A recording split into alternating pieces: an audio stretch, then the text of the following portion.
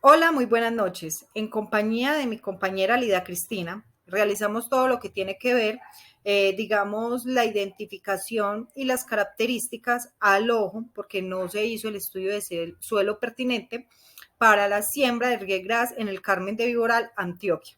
A continuación, vamos a mostrar algunas presentaciones de lo que encontramos y de lo que debería de ser y las características que se deben de tener en cuenta a la hora de hacer cualquier nivel productivo, especialmente en el agrícola para la siembra.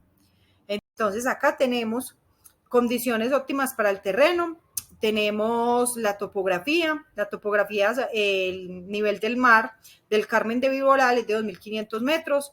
En vista de esto, nos fuimos a buscar realmente cuál era el pasto que pegaba ya por el clima, por los suelos, por la temperatura, y es el riegras, como dijimos anteriormente. Frente a la textura, más adelante se va a mostrar cada uno de ellos. Y se va a ver cuáles son las características pertinentes de este, lo mismo la mecanización y las características encontradas. Ahora pasamos a la topografía. Como dijimos ahorita, estamos sobre 2.500 metros sobre el nivel del mar. Es un clima, digamos, bastante frío. El pasto riegras es el que es más pertinente para allá. Aparte de eso, también nos encontramos con una fuente hídrica que pasa, digamos, al borde del lote. Es una quebrada. Esta fuente hídrica de la parte de arriba se está metiendo hacia la parte de abajo con todas sus aguas. Entonces más adelante vamos a mostrar realmente qué se hizo con este tema. La textura, digamos que el suelo del Carmen de Viboral, especialmente en la vereda Mazorcal, donde estamos haciendo todas estas especificaciones, es una textura como arcillosa porque es muy húmeda la tierra, pero también podemos ver que es un suelo muy agradecido. Ya le decimos por qué. En la mecanización encontramos que en este terreno, para poder hacer esa siembra y adecuar a lo que se va a hacer allá y a este nivel productivo, se hizo una esplaneación. Esta esplaneación tuvo, digamos, una dificultad muy grande para la naturaleza en sí, para el sistema de producción, porque digamos que mató toda la materia orgánica que había. Entonces esplaneó casi 1 o 2 metros de profundidad, teniendo en cuenta que la materia orgánica son 20 centímetros de profundidad, o sea que acabamos con toda la materia orgánica en esta esplaneación. Fue desconocimiento de las personas que lo hicieron. Entonces, esto es una gran dificultad porque se va a demorar un poco más el recuperar el suelo, en hacerle pues los abonos correspondientes para poder utilizarlo en óptimas condiciones. Acá tenemos las dificultades encontradas, que fue lo que se dijo anteriormente. Acá se ve cómo se esplaneó el suelo en la primera fotografía, se esplaneó el terreno y se debe recuperar materia orgánica, y estamos hablando de 4.200 metros, de lo que equivale económicamente algo muy significativo para la persona que vaya pues a recuperar este terreno. Aparte de eso, el poquito pastico que quedó alrededor de la quebrada es muy poco. Tiene estos animalitos que son estos grillitos y están acabando porque ellos se orinan como en las maticas, se ponen amarillas, se ponen secas, entonces tienen que hacer una fumigación pertinente con Lorban. También acá tenemos la fuente hídrica, se presentan fuentes hídricas del agua que desemboca en el terreno, del terreno de, digamos, vecino. Hubo un problema ahí porque digamos, la persona que está a cargo de ese terreno no asumió las consecuencias de esta agua. Entonces a la otra persona del terreno de abajo le tocó hacer las planeación, desembocar pues como todo el agua, hacerle las zanjas, y esto ayudó a que secara de inmediato el terreno como se ve en la primera foto.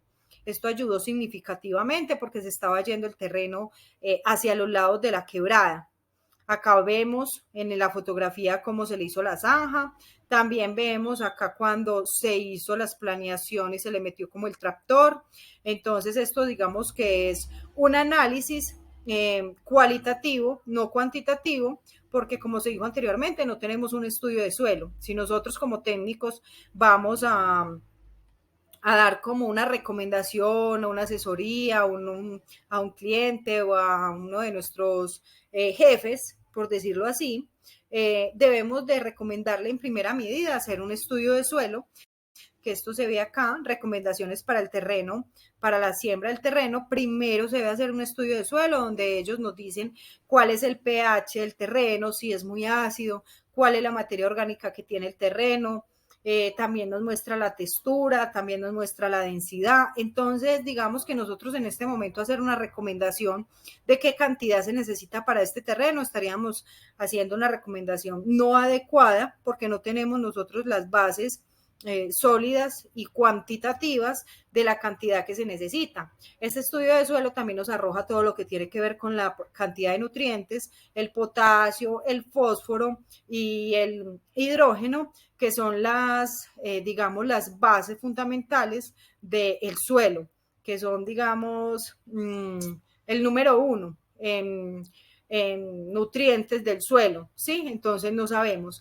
¿Qué está haciendo el señor? El señor está haciendo un arado, sí, al terreno y le está echando, está recuperando ese terreno con gallinaza y con cagajón. El cagajón lo sacan de las pesebreras, entonces este está revuelto con viruta. Este cagajón, como está revuelto con viruta, el cagajón es nitrógeno, la viruta también arroja otros componentes químicos que ayudan a que el suelo se recupere de una manera muchísimo más rápida y mejor. Pero el llevar todas estas cosas al terreno equivale a unos gastos en transporte, en logística. Entonces realmente pues ha salido un poco costoso toda esta situación. Después de que tengamos el terreno, ya hagamos el estudio de suelo como se dijo anteriormente y sepamos exactamente qué necesitamos de nitrógeno, potasio, fósforo y componentes, estos son los componentes mayores, perdón, cuando ya sepamos cuáles son los componentes mayores, cuáles son los menores, qué cantidades exactas, entonces ya podemos escoger una semilla adecuada.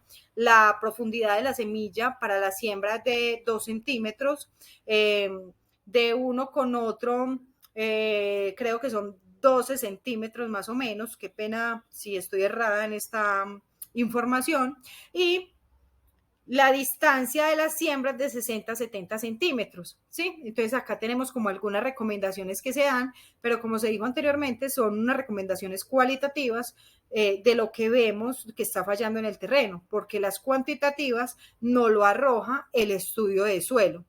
Bueno, ahora nos vamos finalizando, qué pena, cada semilla que se siembra es una vida para el medio ambiente y la subsistencia del mundo. Es importante que a la hora de nosotros hacer, digamos, estos estudios, de dar estas asesorías, de trabajar, lo primero que debemos de hacer es pedir un estudio de suelo, ir y mirar el terreno, mirar si es un terreno arcilloso, cuál es la topografía, cuál es la densidad, cuál es la altitud a nivel del mar, cuáles son las características, si tienen de pronto algunas otras especificaciones que no se tuvieron en cuenta. Además de eso, que es importante fertilizar, es importante fumigar, pero con los componentes y requerimientos necesarios. Pero para ello necesitamos saber como la información cuantitativa, como se dijo anteriormente. Muchísimas gracias y feliz noche.